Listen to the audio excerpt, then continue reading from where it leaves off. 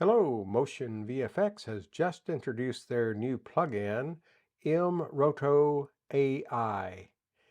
Up till this point, I've been using Keyper to keyframe my self out of the picture, and you can kind of see my office in the background, so you know why I want a keyframe, because I'm a little messy. What can I say?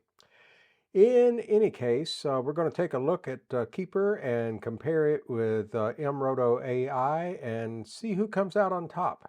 So the first thing we're going to take a look at here is Keyper, and in this clip here we are exactly a 1 minute long clip. So I'll be using the same clip to compare Keyper with mRotoAI, and the three different things I'll be testing on mRotoAI are basically the accuracy of the rotoscope. So it has a accurate mode, it has a fast mode, and it has a fastest mode. And one would think that the faster the processing, the less the quality, but we'll get into it and see if that's in fact the case. So the first thing we're going to look at here is Keyper, and I'm just going to take it over here and drop it on, and there you go.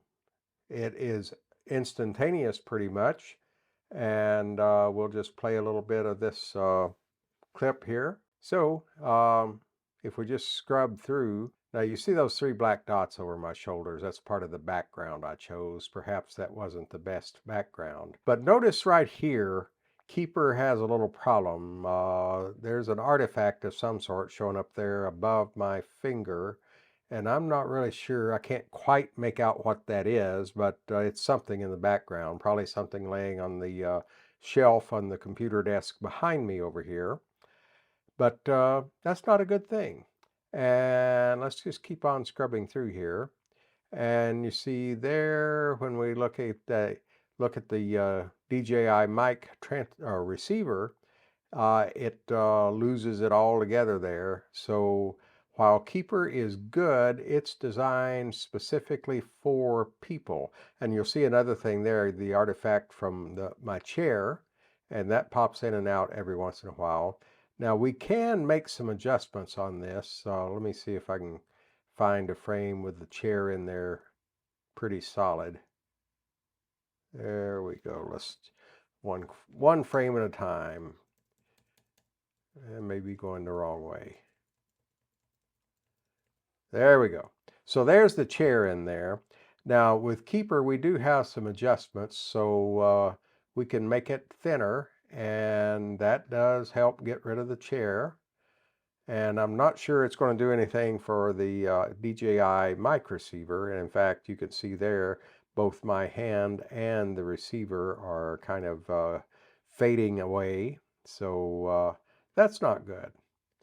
So while Keyper is fast, I mean almost instantaneous, it does have some weak areas. You'll notice also the mic receiver on my shirt there is getting faded out as well. And I have, with different backgrounds, actually noticed, I normally use a red background with my real estate channel, and I've noticed the red showing up on the microphone receiver there. So I actually used one of the plugins that I bought from Final Cut Pro to mask out the microphone altogether so that that effect wasn't there. And that would be the main disadvantages to Keyper, is just the difficulty in tracking motion and that sort of thing. And as I say, it is designed strictly for people, so you can't key in on an object or an animal or so forth. So that's our look at Keyper. So now let's move on and take a look at the mRotoAI. Next, we're going to test mRotoAI, but we'll start with the fastest processing, and then the next one we'll move on to the fast processing, and then after that we'll move on to accurate processing. I've set up a stopwatch over here so we can see how long it takes, and again we're going to be processing this 1 minute clip. And down here we've got the activity monitor, and particularly I want to pay attention to the disk reading and writing, because I think that's what's going to slow it down. And of course we got the processor, the CPU load here. To use the mRoto, you just go over to your video effects and find mRoto. Here we are, mRoto, and you just drag it onto the clip, and there you go. Now we got this little toolbar here, and you can move that around wherever you need to. And it has the magic wand to automatically select objects. If it's not totally accurate, you have an eraser if it selects more than you wanted. And also you can click on this, bring up the brush tool for manually filling in the mask if it misses some items. And likewise on the eraser tool, you can click on that to bring up a brush tool as well. We're at the very first frame of the video. So we're just going to go in here and draw. Notice that the little adapter for the microphone, the DJI microphone, is in my left hand there, and that was part of what Keyper had difficulty with. So we've selected that, and it's done a very good job. It's missed a little bit of my hand down here and missed a little bit of ear, and we can actually zoom in a little bit and take a closer look at those. So you see there where it needs to get my ear. I'm not too worried about this hair that it didn't get, although I could straighten out that line a little bit. And likewise down at my hand, we certainly want to get that. Now, first thing we'll try here is I'm just going to try using the magic tool to see if I can fill this in. And there we go. So no need to get down to the brush level on that. And let me make sure I didn't miss anything down here. Yep, looks good. And up here, we'll do the same with my ear. We don't want to be Vincent van Gogh. And there we go. We got the ear. And do I want to get my little fuzzy hair? Maybe. We'll see. Well, there we go. So now you can see that I'm a fuzzy hillbilly. So there we go. We got the hair over there. So we'll go back to just fit on the view. And we've got everything filled in. So let's do the tracking and see what it does. So we are at the very first frame, so there's no need to track backwards. You can start from the middle of the clip and track both directions, but just makes sense to me to start at the first frame. So there we go. So I'm going to start it tracking here, and then I'm going to start the stopwatch. So start. And it's tracking, and you see we got 1799 frames, so I must be 1 frame short of a 1 minute clip.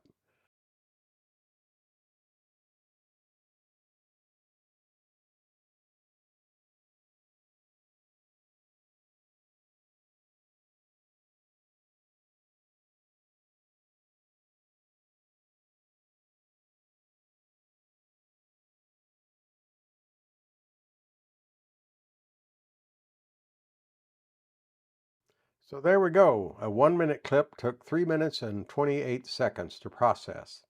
So not too bad. Now you can see it's selected me here. And what we want to do on our output here is go up and change it from merged to mask video. So that removes everything else and leaves me in the foreground, and the background, obviously, in the background. Now you can also select mask only, and I'm going to have to think about why you would do that, but I'm sure there's a reason, and I'll get back to you. So we'll go back to mask video, and that's it. Let's just play the clip and see how it did on keying out me from the background all the way through. Now you'll recall when I was showing the little adapter for the iPhone previously on Keyper, it had trouble with it. Yep, we have trouble here on the receiver itself. So mRotoAI is having some of the same difficulty that Keyper had on keying on stuff. So just for curiosity's sake, Let's see if we might be able to fix that. So we've got our selector tool there. So I'm just going to, okay, so that got most of it. I am the humming hillbilly. And also we'll go over here. So I think this is going to work actually. And it left a little bit of it out there. There we got all of that. So that looks good. And we're going to track backwards. And I don't think I'm going to let it track all the way. I'm just going to let it track where those two devices are showing.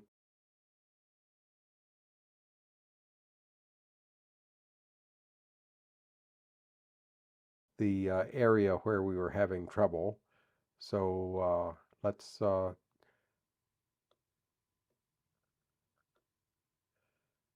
just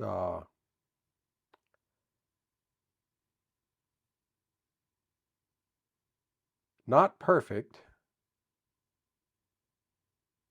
but not bad. So next we're going to track it in the fastest mode. So I brought up a new copy of the clip. And again, we'll just drop mRoto in there.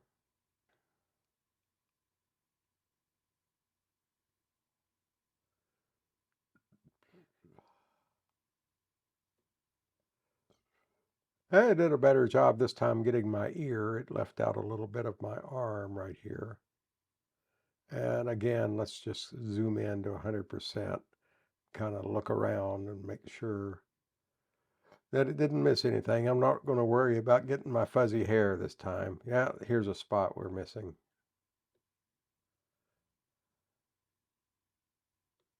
But all in all, it does what us hillbillies would say, that does a dadgum good job. So it's just missing a couple of little spots, and you can fill them in without too much effort at all. And I think that's pretty well got it. I'm going to go in a little further here, 150%.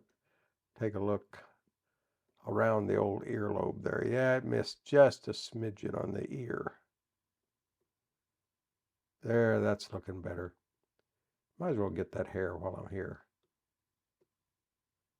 There we go. Well, if I want to get hair on one side, I might as well get the hair on the other side. Alrighty. So I'm really impressed with how well it fills in the mask. And we'll go back to fit here. So next we'll track and see what this one does. And again, we're at the very first frame, so we'll just track forward.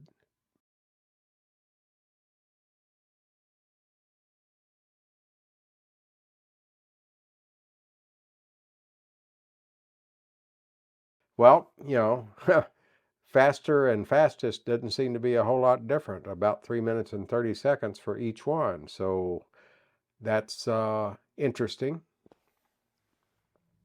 So again, we're at the very first frame, and this is going to be a test of the accurate speed, and we'll switch from fast to accurate. And I'm going to do one thing a little differently on this one. See, I can speak proper English when I want to. Now this is interesting. With the quote accurate selection, it has left out much more that it shouldn't have. Let's go in and take a look at 150. You can see all over the place here. We got part of my shirt is missing. So we got that, and that, interestingly, correcting this spot down here, corrected most of this spot up here. So let's get the last little bit of that, and that got it, and it kept it separated from the chair really well. So that's good. Now I do need that ear, so let's get that, and might as well get the hair.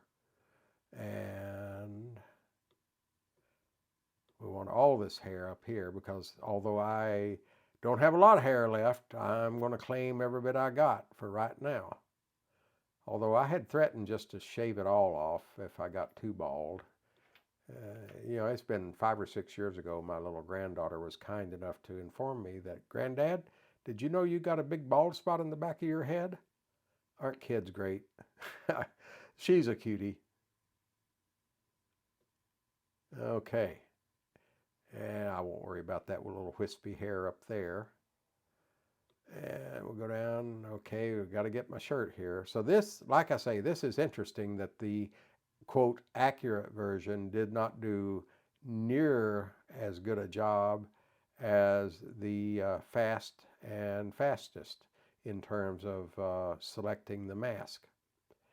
But again, it's fairly easy to clean up, so I don't guess I should complain too much, although honestly, if I can't tell a great difference in the accuracy, I will probably just use the fast version all the time.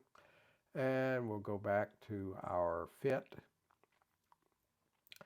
and bring up the tracker.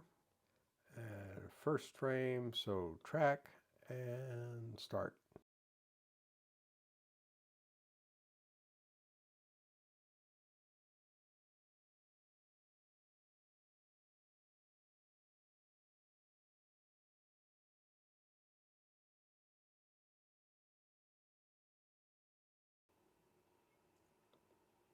So there you go, 5 minutes and 52 seconds for the accurate version, as compared with about 3 minutes and 30 seconds for the faster and the fastest versions. So to sum up, Keyper is good. It's not perfect. MotionVFX is very good. It's not perfect. The big difference between Keyper and MotionVFX is as far as I know, there's no way to go back and correct problems with Keyper since it's pretty much automatic. And with the mRotoAI, as we have seen, you can certainly go back in and correct problems if it misses an area. And the other thing I would observe is I believe that part of the problem was caused because I'm just a talking head sitting here at the desk, and I'm moving around, and I believe if it was a longer shot that had the entire subject in the frame all the time, I believe that mRotoAI would do an even better job than it does already, and there would be less correction work to do. Now, the other thing you can do with this is if you did have a longer shot, for example, you could actually isolate individual parts of the shot, either to enhance them, make them stand out, make them disappear perhaps. I just see a lot of potential with the MotionVFX. So I like what I've seen so far.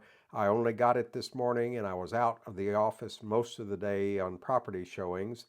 So I really haven't had time to play with it very much. So in the hour and a half or 2 hours that I have had to play with it early this morning and then again this evening, I like it a lot. I will say one thing I don't like a lot is the fact that they've got this on a subscription model. I hate subscription models for software. I will probably pay for it because it's that good, but they certainly are not winning any loyalty points from me on the fact that they won't just sell it to you. I have bought a number of packages from MotionVFX in the past, and they always sold them to me, and they were my packs. So that's my biggest complaint. Finally, to close out, I mentioned that on one of my real estate videos using Keyper, I had problems with the DJI microphone transmitter on my shirt picking up the red background color. And I used a plug-in that I got from my friend out in California, Dylan Bates, known as the Final Cut Bro. He's a good guy and very talented when it comes to Final Cut Pro. So I've bought several plugins from him that I've put to good use. So on this clip here, this is the one I was referring to, and the plugin I used is called Clone Stamp. And as you can see on this first clip, I have Clone Stamp turned off, and here on the second clip, I have it turned on. So let's go back and play it from the beginning and see what it does for us. So as you can see here on this first clip with clone stamp turned off, the microphone is picking up that red background color, something fierce, and is highly distracting. So I didn't want to go back and retake my video, so I decided to use clone stamp from Dylan, and this is what it did for me. As you can see, there's no trace of the microphone left, and it is just marvelous. Now, if you knew that it was a problem and was really looking close, you might be able to tell where I had used the clone stamp. But if you didn't know it was there, I don't think you would notice it at all. So, as Sebastian says, thanks for watching and have a good night. I hope to see you in another video soon.